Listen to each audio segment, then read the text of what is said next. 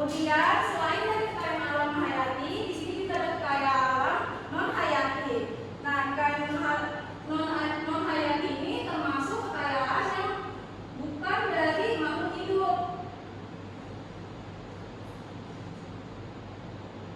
Untuk sebelum mengetahui lebih lanjut, Ibu akan mengasih teka-teki dulu.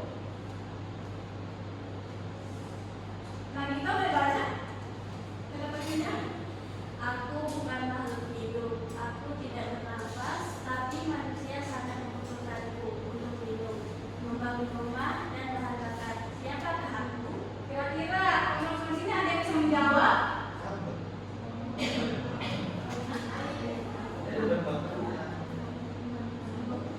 Ya, Elis boleh?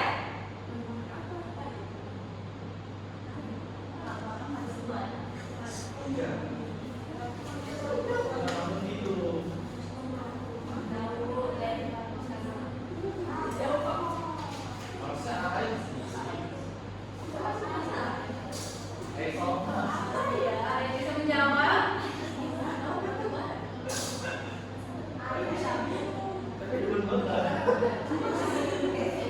Oke, anak-anak, jadi kekayaan alam itu seperti air, terus juga bahan tambah seperti batu bara, kemudian ada kayu, kemudian ada batu.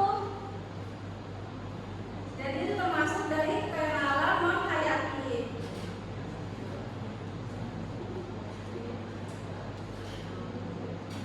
Jadi anak-anak, kekayaan non hayati itu dapat kita bedakan menjadi dua, yaitu kekayaan alam non hayati, kekayaan alam yang berupa dari makhluk hidup, terus yang kedua kekayaan alam non hayati yang berupa bukan dari makhluk hidup.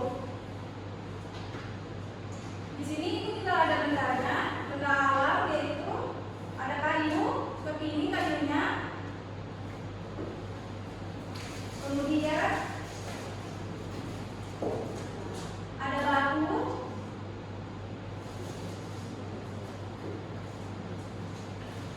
dan di dalam botol ini ada apa maksudnya?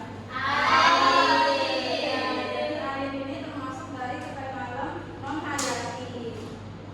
Boleh Ibu minta satu orang untuk maju ke depan, satu atau dua orang? Oke. Untuk Kak Sepa sama Nisha, boleh mengambil Kak Sepa boleh mengambil barang kekayaan alam hayati. Ini Bu. Untuk Nisha boleh mengambil kekayaan alam hayati. Oke, jadi anak-anak yang mana yang termasuk contoh dari sumber daya alam? Siapa? Ya, betul. Kemudian bukan berasal dari sumber, bukan dari sumber alam yang diproduksi. Ya, betul. Jadi anak-anak tahu ya sudah perbedaan yang mana sumber daya alam hayati, kekayaan hayati dan non hayati. Oke, terima kasih Mas Eko dan Nisha.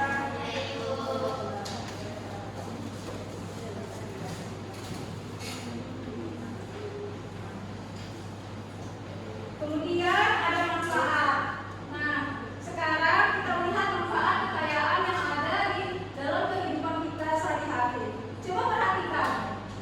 Jadi anak-anak, coba sebutkan kegiatan manusia yang ada di dalam gambar ini sedang ngapain? Makan. Habis makan dia ngapain lagi?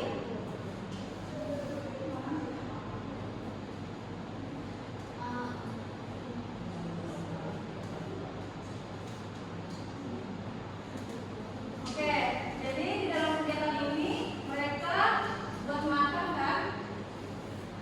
Jadi